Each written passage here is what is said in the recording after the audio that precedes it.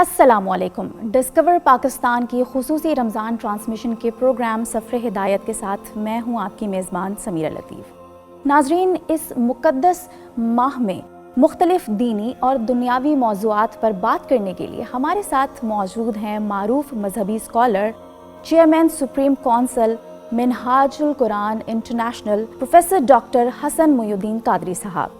اس کے ساتھ ساتھ دوسری جانب ہمارے ساتھ کچھ یونیورسٹی اسٹوڈنٹس بھی موجود ہیں جو کہ بہت سے اہم سوالات ڈاکٹر صاحب سے پوچھیں گے۔ ڈاکٹر صاحب ان کی رہنمائی فرمائیں گے۔ ڈاکٹر صاحب مجھے بتائیے گا کہ آج کل کی سوسائٹی میں، خاص طور پہ جو ہماری سوسائٹی ہے، اس میں تربیت کا بہت زیادہ فقدان نظر آتا ہے۔ والدین اپنی زندگیوں میں مصروف ہیں، تو جو ہمارے اسٹوڈنٹس ہیں وہ کوالٹی ایجوکیشن اور تربیت کے لیے کہاں جائیں، کیا کریں؟ بہت اچھا سوال ہے آپ کا۔ میں یہ سمجھتا ہوں کہ ایک علم ہوتا ہے، ایک خبر ہوتی ہے اور ایک تعلیم ہوتی ہے۔ ہر خبر علم نہیں ہوتا جب تک اس علم کو تعلیم کے پروسیس سے نہ گزارا جائے۔ تعلیم کے اندر تدریب ہوتی ہے اور تدریب ایکسرسائز کو کہتے ہیں، اور جب تک اس حکمت کو جس کے اندر تعقل کار فرما ہے، اس حکمت کے اندر تذکر ہے، تفکر ہے، تدبر ہے، بصیرت ہے، جب ہم اس کی اوپننگ نہیں عطا کرتے اور تذکر کی، تعقل کی، تدبر کی جب ہم ونڈوز نہیں کھولتے، تو وہ علم کے اندر حکمت جب پیدا نہیں ہوتی تو وہ حکمت دانائی دیتی ہے، حکمت مقصدیت دیتی ہے، وہ حکمت بتاتی ہے کہ وہ اس علم کو کیسے بیان کرنا ہے، کب بیان کرنا ہے اور کتنا بیان کرنا ہے۔ کتاب بتاتی ہے کہ یہ علم ہے، صحبت بتاتی ہے کہ اس علم کو پڑھنا کیسے ہے، صحبت بتاتی ہے اسے سیکھنا کیسے ہے، کتنا سیکھنا ہے، پھر اس کو انٹرپریٹ کیسے کرنا ہے، تو صحبت بتاتی ہے کہ اس علم کو کیسے انڈرسٹینڈ کرنا ہے، کمپریہنڈ کیسے کرنا ہے، اس میں سے کن نکات کو سمجھنا ہے اور اس کو کس طرح اپلائی کرنا ہے اور اپنے معاشرے میں، اپنی زندگیوں میں کیسے اپلیکیبل بنانا ہے۔ یہاں پر سوال پیدا ہوتا ہے تربیت کا۔ ایک روایت میں بڑی خوبصورت ہے جو آپ کے سامنے رکھنا چاہتا ہوں، کہ امام ابو یوسف کا قول ہے جسے خطیب بغدادی فی الجامع لاخلاق راوی و آداب السامع میں نقل کرتے ہیں۔ وہ فرماتے ہیں کہ جو علم کیا ہے، لا یعطیک العلم بعدہ حتی تؤتیہ کلک، علم اپنا کچھ حصہ بھی اس وقت تک تمہیں نہیں دے گا جب تک تم اپنا سب کچھ علم کے لیے قربان نہ کرو۔ یہ قربانی تربیت سکھاتی ہے، یہ قربانی آپ کو صحبت سکھاتی ہے، اس لیے تربیت کے بغیر علم مکمل نہیں ہوتا۔ پھر یہاں پر امام ابو یوسف کا ایک اور عمل میں آپ کے سامنے رکھتا ہوں۔ آپ فرماتے ہیں کہ میرا بیٹا فوت ہو گیا، ادھر اس کی میت تھی اور ادھر میں اپنے رشتہ داروں اور ہمسایوں کے حوالے اس کی میت کر کے امام اعظم ابو حنیفہ رضی اللہ تعالیٰ عنہ کی مجلس میں آ گیا۔ میں نے سوچا کہ اے ابو یوسف، جنازہ تو ہو جائے گا، تجہیز و تکفین بھی ہو جائے گی، آپ نہیں تو چلو محلے والے کر دیں گے، مگر اپنے شیخ کی ایک صحبت بھی اگر آج ضائع ہو گئی، اس کا ازالہ میں پوری زندگی نہیں کر سکوں گا۔ اللہ اکبر۔ یہ علم صحبت کے بغیر نہیں آتا۔ امام مالک فرماتے ہیں کہ میری والدہ مجھے کہا کرتی تھی، اذهب الى الربیعہ فتعلم من ادبہ قبل علمہ۔ سیدنا امام مالک فرماتے میری والدہ مجھے کہتی تھی کہ حضرت ربیعہ کے پاس جاؤ اور ان کے علم سے پہلے ان کے ادب سے سیکھو۔ پھر میں حضرت ربیعہ کے ادب سے سیکھتا تھا۔ پھر اس کے بعد آگے حضرت عبداللہ ابن عباس کے پاس کوئی شخص آیا، اس نے پوچھا کہ حضرت کوئی تلقین فرمائیں کہ میں اپنے بچے کو علم کیسے سکھاؤں۔ آپ نے فرمایا ادب ابنک، اپنے بچے کو ادب سکھاؤ، اچھے مینر سکھاؤ، اچھے ایٹیکیٹ سکھاؤ، اس کو اچھے اخلاق سکھاؤ۔ کیوں کہ فإنک مسئول عن ولدک ماذا ادبتہ وماذا علمتہ۔ آپ نے فرمایا کہ یہ امام بیہقی فی السنن میں نقل کرتے ہیں۔ آپ نے فرمایا قیامت کے روز تم سے پوچھا جائے گا کہ تم نے اپنی اولاد کو کیا ادب سکھایا اور کیا علم سکھایا۔ اس لیے شیخ عبد الرحمن وہ امام مالک کے بڑے قابل ذکر شاگرد تھے۔ وہ فرماتے ہیں کہ میں نے امام مالک جو امام دار الہجرہ کہلاتے ہیں، میں نے ان کی صحبت میں 20 سال گزارے۔ میں نے ان 20 سالوں میں 18 سال ادب سیکھا اور 2 سال علم سیکھا، اور بعد میں بڑا پچھتایا۔ میں نے کہا اے عبد الرحمن، کاش وہ 2 سال بھی تم مزید ادب سیکھ لیتے تو کامل ہو جاتے۔ کیا بات ہے ڈاکٹر صاحب، میرے ذہن میں ایک سوال آ رہا ہے کہ آج کل والدین چاہتے ہیں کہ بچے ہمارے کسی اور فیلڈ میں جائیں، جو ہماری خواہش ہے اسی میں جائیں، لیکن بچے چاہتے ہیں کہ جو والدین چاہتے ہیں وہ ہم نہیں کرنا چاہتے، ہم اپنی مرضی سے جس فیلڈ میں جانا چاہتے ہیں ہمیں جانے دیا جائے۔ تو یہ جو ایک خلا والدین اور بچوں کے درمیان ہے، اس کو کیسے پر کیا جا سکتا ہے؟ یہ بڑا موضوع سوال ہے۔ میں یہ کہوں گا کہ یہاں پر ایک فقدان پایا جاتا ہے۔ اگر تو والدین نے اگر کسی مجلس میں کسی تربیت میں رہ کر خود علم حاصل کیا ہوتا تو پھر وہ والدین اپنے بچے کو یہ تلقین کر رہے ہوتے جیسے آئمہ میں سے کوئی امام تھے، اپنے وقت کے عالم تھے، وہ اپنے بچے کو علم کے لیے بھیج رہے تھے اور تلقین فرما رہے تھے کہ اے بیٹے، تم اس وقت تک واپس نہ آنا جب تک علم کے میدان میں ایک چیپٹر سیکھ کر واپس نہ آؤ، اور وہ چیپٹر میرے نزدیک 70 کتابوں سے بھی زیادہ افضل ہے۔ کیا بات ہے۔ پھر ایک طرف وہ کہتے تھے کہ تمہارا ایک علم کا چیپٹر سیکھنا جو ہے وہ کئی نوافل سے بہتر ہے۔ آقا صلی اللہ علیہ وسلم کی حدیث شریف ہے کہ ایک رات ایک صحابی کو آقا صلی اللہ علیہ وسلم نے فرمایا، اے میرے صحابی، ایک رات تیری ایسی بسر ہو کہ تو علم کی ایک آیت کو سیکھ رہے ہو تو سمجھ لو کہ وہ کئی نوافل سے افضل ہے، اور اگر تم ایک باب پورا چیپٹر سیکھ رہے ہو تو 1000 نفل سے زیادہ میرے نزدیک افضل ہے۔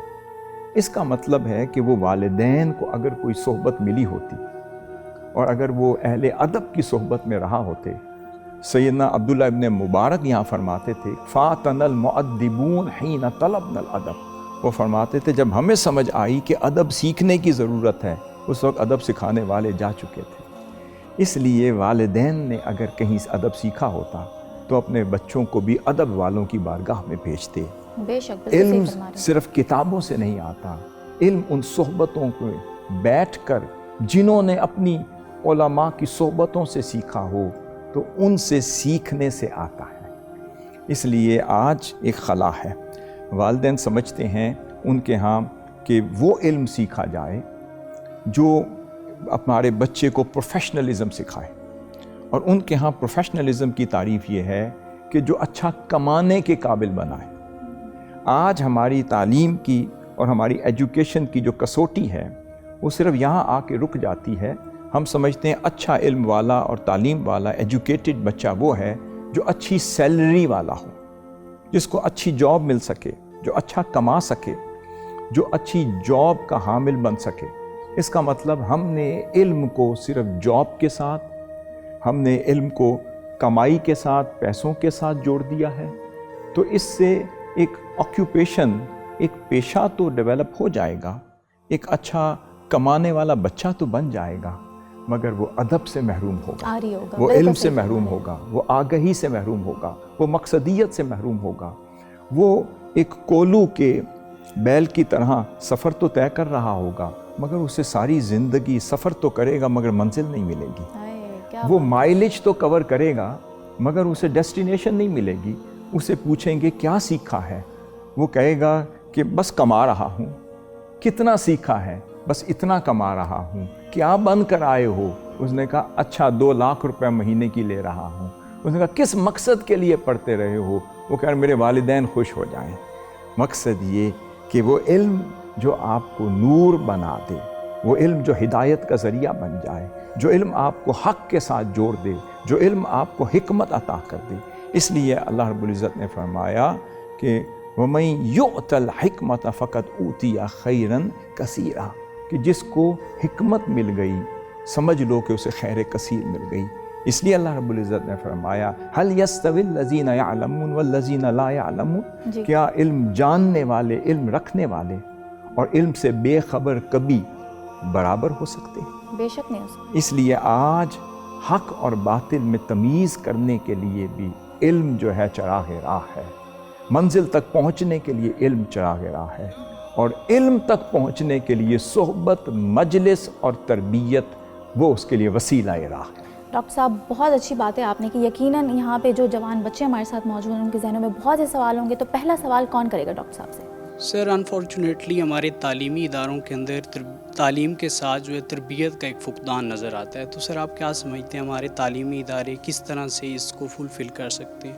ہمیں ایک بار پھر اپنے ان اداروں کو اس تربیتی ماحول سے زندہ کرنا ہوگا، ان کا احیاء کرنا ہوگا۔ ہمیں آقا صلی اللہ علیہ وسلم کی سیرت طیبہ، صحابہ کرام کی سیرت کو، تابعین اور اتباع التابعین کی سیرت کو، اور ان آئمہ کی سیرت کو دوبارہ سے ان درسگاہوں میں زندہ کرنا ہوگا۔ آج احیاء العلوم کی ضرورت ہے، علم کے احیاء کی ضرورت ہے، اس کو ریوائیو کرنے کی ضرورت ہے۔ یہاں پر میں ایک خوبصورت مثال دوں کہ سیدنا عمر فاروق رضی اللہ تعالیٰ عنہ فاروق اعظم بنے، سیدنا علی کرم اللہ وجہہ، سیدنا عبداللہ ابن مسعود، معاذ بن جبل، یہ ساری وہ ہستیاں وہ علم کے منارات العلم بنے، جی علم کے سمندر بنے، بے شک۔ تو انہیں خود بخود بن گئے یا کسی صحبت نے بنایا؟ انہیں صحبت مصطفیٰ ملی، جو آقا صلی اللہ علیہ وسلم وَيُزَكِّيهِمْ، جو ان کا تزکیہ فرماتے تھے، ان کی تربیت فرماتے تھے۔ اب تزکیہ کیا ہوتا ہے؟ جو غیر ضروری جڑی بوٹیوں کو نکال کر اور ضروری جڑی بوٹیوں کو اپنی جگہ پر رہنے دیا جائے تاکہ ان کی نشو و نما ہو اور وہ درخت بن سکیں، تو اسے تربیت کہتے ہیں۔ تو آقا صلی اللہ علیہ وسلم غیر ضروری فکر کو نکالتے تھے اور ضروری علم ادھر پیوست فرما دیتے تھے، اور چلتے چلتے وہ علم کے میدان کے معمار بنتے چلے گئے۔ اب ایک بڑی خوبصورت بات ہے کہ سیدنا جابر بن حیان جو ہیں بہت بڑے سائنسدان کہلائے، انہوں نے علم کہاں سے سیکھا؟ اب روایات میں کثرت سے آتا ہے کہ وہ شاگرد تھے سیدنا امام جعفر الصادق رضی اللہ تعالیٰ عنہ کے، اور سیدنا جعفر الصادق سب سے بڑے خود سائنسدان تھے، اور علم فلکیات میں، کیمسٹری کے علم میں، کیمیا کے علم میں بھی ان کی ترغیب سیدنا امام جعفر الصادق رضی اللہ تعالیٰ عنہ نے دلوائی۔ پھر بڑے بڑے سائنسدان پیدا ہوئے جو آئمہ اہل بیت اطہار کی صحبت میں وقت گزار کر سائنسدان بنے۔ سیدنا امام اعظم رضی اللہ تعالیٰ عنہ فرماتے ہیں لولا السنتان لہلک النعمان، وہ فرماتے ہیں کہ اگر نعمان بن ثابت کو وہ 2 سال نہ ملتے جو میں نے امام محمد الباقر کی صحبت میں اور امام جعفر الصادق رضی اللہ تعالیٰ کی صحبت میں گزارے تو نعمان بن ثابت ہلاک ہو چکا ہوتا۔ پھر غور کریں تو آئمہ ایک دوسرے کی مجالس میں بیٹھا کرتے تھے، سیکھا کرتے تھے۔ سیدنا امام شافعی فقہ شافعی کے امام ہوئے، مگر وہ کس کی صحبت میں بیٹھتے تھے؟ امام مالک بن انس کی صحبت میں مدینہ پاک میں وقت گزارا۔ امام مالک کی صحبت میں امام محمد یوسف بھی بیٹھے۔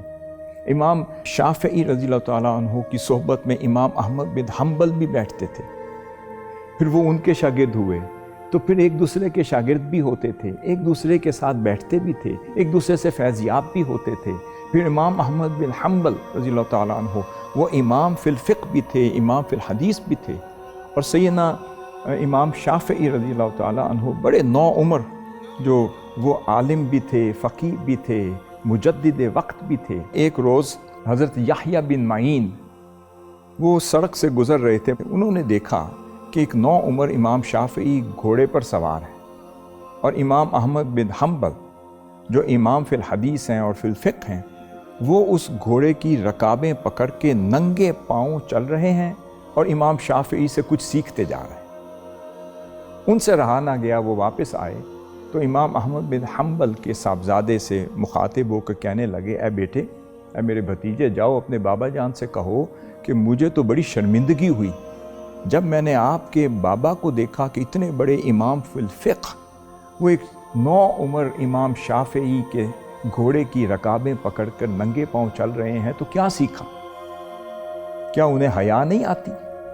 کہتے ہیں بیٹے جاؤ اور اپنے چچا کو میرا بھی جواب دو، اور انہیں کہو کہ اذا اردت ان تتفقہ، کہ اے یحییٰ بن معین تم فقیہ بننا چاہتے ہو، مگر میں تمہیں تلقین کرتا ہوں اگر تم فقیہ اکبر بننا چاہتے ہو آؤ امام شافعی کے گھوڑے کی دوسری رکابیں ابھی خالی ہیں وہ پکڑ لو اور امام وقت بن جاؤ۔ کیا بات ہے، کیا بات ہے، اس کا زبردست۔ مطلب ہے کہ آج بھی یہ صحبتیں موجود ہیں، آپ ایک صحبت میں موجود ہیں۔ یہ صحبت منہاج القرآن کی ہے، یہ جامعہ اسلامیہ کی ایک صحبت ہے۔ یہ حضور شیخ الاسلام 1000 کتابیں کیوں لکھی ہیں؟ تاکہ یہ کتابیں آپ کے لیے صحبت کا کام کریں، آپ ان میں ڈوبیں، ان سے پڑھیں اور ان علوم میں اسپیشلائز کریں جو حضور شیخ الاسلام نے منہاج القرآن، جامعہ اسلامیہ منہاج القرآن، منہاج یونیورسٹی کی شکل میں، اور یہ سینکڑوں جامعات اور ادارے اور سکولز اور کالجز بنا کر یہ ایک ماحول دے دیا ہے کہ وہ ایسا معلم پڑھائے جس کی طبیعت میں اور جس کی شخصیت میں تربیت کا اثر بھی ہو۔ تو اس لیے اس معلم سے پڑھنا چاہیے جس کی طبیعت میں تربیت بھی ہو، جس کی شخصیت میں عاجزی ہو، جس کے مزاج میں تواضع ہو، اور جس کے عمل کے اندر عبادت گزاری ہو، اور جس کے معمولات میں تفقہ فی الدین ہو، اور جس کی شخصیت کے اندر پرہیزگاری ہو۔ زبردست، اگر ایسا معلم مل جائے تو سمجھ لیں کہ مقصد زندگی آپ کو مل گیا۔ زبردست ڈاکٹر صاحب۔ اگلا سوال کون کرے گا؟ آئی وان آسک سر، میرا تھوڑا سوال انٹر کنیکٹڈ ہے۔ اس وقت سر پاکستان کی جو سب سے زیادہ آبادی ہے وہ یوتھ کی ہے، 65% نیئر اباؤٹ جو ہے ہماری آبادی ہے یوتھ کی۔ اس میں سر ڈفرنٹ ہمیں جو ہے سامنے مشکلات ہیں۔ ایک تو فائنینشیل کنڈیشنز آپ کے سامنے ہیں، اور اس کے علاوہ سر ہر تیسرا شخص اس وقت ڈپریشن کا شکار ہے، اور پاکستان کے اندر دیگر بہت سارے مشکلات ہیں۔ ان ساری چیزوں کو اگر مد نظر رکھیں، ایون اگر یونیورسٹی لیول تک ہم چلے جاتے ہیں تو وہاں اسٹوڈنٹ کی جو یونیورسٹی لیول پہ جو سیاست ہے، جو گالم گلوچ ہے اور دیگر چیزیں ہیں، ان ساری چیزوں کو مد نظر رکھتے ہوئے ہم ان چیزوں کو کیسے کور کریں کہ وہ جو گیپ ہے، جو ریاست مدینہ کا جو کانسیپٹ ہے، اور جو ہم چاہتے ہیں کہ پاکستان میں جو اسٹوڈنٹ یونین کی بحالی بھی ہو، تو سب سے آڑے جو زیادہ چیز آتی ہے وہ تربیت کی بات آتی ہے۔ ان ساری چیزوں کو کیسے مینٹین کریں کہ ہم پاکستان کو ایک یوتھ کو ماڈل بنائیں دنیا لیول پہ؟ یہ میرا سوال ہے۔ بہت اچھا سوال ہے۔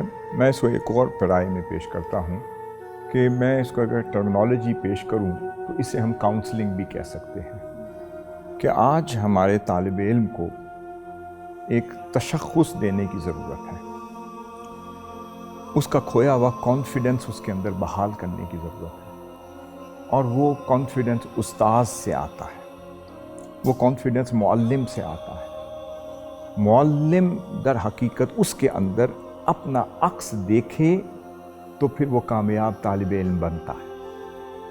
آج ہمارے ہاں بدقسمتی سے نہ وہ پڑھانے والے رہے، نہ وہ مجالس رہیں، نہ وہ صحبت رہیں، نہ وہ کلیات میں کالجز کے لیول پر، یونیورسٹی کے لیول پر، نہ وہ سکولز کے لیول پر، نہ وہ نرشمنٹ ہو رہی ہے، نہ ٹریننگ ہو رہی ہے، نہ کاؤنسلنگ ہو رہی ہے ٹیچرز کی، تاکہ وہ طلباء پیدا ہوں اور جو بچپن سے جن کو واضحیت حاصل ہو، جن کو کلیئرٹی آف مائنڈ ہو، جن کو بچپن سے پتہ ہو کہ میں نے کیا پڑھنا ہے، کس سمت جانا ہے اور میری منزل کیا ہے، اور جسے پتہ ہو کہ کتاب اٹھانی کیسے ہے، پڑھنی کیسے ہے، قلم چلانا کیسے ہے، اساتذہ کے سامنے بیٹھنا کیسے ہے، میں نے 2 زانوں ہو کر بیٹھنا ہے، 4 زانوں ہو کر بیٹھنا ہے، یا میں نے ٹانگ پہ ٹانگ رکھ کے بیٹھنا ہے، یا پیٹ نہیں کرنی، یا میں نے پیٹ کر کے جانا ہے، یا استاد کے کس طرح میں نے ریسپیکٹفلی میں نے پیش آنا ہے، تاکہ ادب کی وجہ سے وہ علم کا نور اور اس کا چراغ روشن ہو جائے۔ میں یہاں پر آپ کو ایک مثال دیتا ہوں۔ ہم جاپان گئے، جاپان میں ٹوکیو کے بازار میں اور اس کی جو مین سٹریٹ ہے وہ ساری چھان ماری، مجھے کہیں ڈسٹ بن نہیں ملی۔ میں نے پوچھا کہ بھئی یہاں کسی کے ریپرز نہیں ہوتے، یہاں پہ کوئی ڈسٹ بن استعمال نہیں کرتا، ضرورت نہیں ہوتی، یا کوئی یہ جاپانی لوگ کھاتے پیتے نہیں ہیں یا گرم پانی میں گزارا کرتے؟ انہوں نے کہا نہیں، کھاتے پیتے بھی ہیں، بھی استعمال ہوتی ہے، ریپرز بھی ہوتے ہیں، سب کچھ استعمال ہوتا ہے۔ میں نے کہا جی پھر میں نے ڈسٹ بن کیوں نہیں دیکھی؟ وہ کہتے ہیں کہ بچپن سے بچے کو سکھایا جاتا ہے، جب وہ گھر سے نکلتا ہے تو اپنا ایک شاپنگ بیگ وہ ساتھ لے کے چلتا ہے، اور سارا دن جو بھی اس کے پاس ریپرز ہوتے ہیں وہ اس میں ڈالتا رہتا ہے، اور واپس آ کے گھر کے ڈسٹ بن میں وہ اسے ڈال دیتا ہے۔ وہ اپنے معاشرے کی صفائی کا بھی وہ ذمہ دار ہوتا ہے۔ پھر میں نے کہا ان بچوں کی تربیت کا کیا نظام ہے، تعلیم کا کیا نظام ہے؟ انہوں نے کہا کہ ابھی بچہ جب پہلے دن اسکول جاتا ہے تو یہ جاپنیز لوگ جانتے ہیں، یہ معروف ہے وہاں پر، وہ کہتے ہیں کہ پہلے 4 سال اسے کوئی علم نہیں دیا جاتا، کوئی تعلیم نہیں دی جاتی، کوئی کتاب نہیں پڑھائی جاتی۔ میں نے پوچھا پھر کیا کرتے ہیں؟ انہوں نے کہا جی پہلے 4 سال صرف اس کو ادب سکھاتے ہیں، اس کو ایٹیکیٹ سکھاتے ہیں، اس کو مورالٹی سکھاتے ہیں، اس کو آداب سکھاتے ہیں، اس کو اخلاق سکھاتے ہیں۔